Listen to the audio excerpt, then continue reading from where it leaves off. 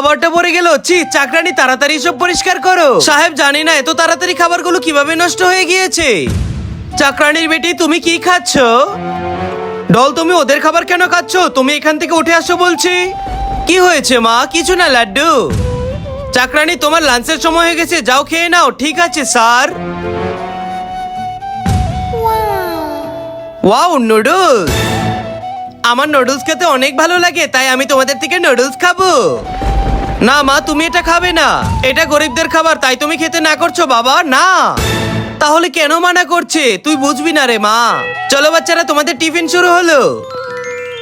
তোমার আনা এই খাবারটা তো আমার অনেক পছন্দের। সরি ড্যাড, আমি তোমার কথা মানতে পারলাম না।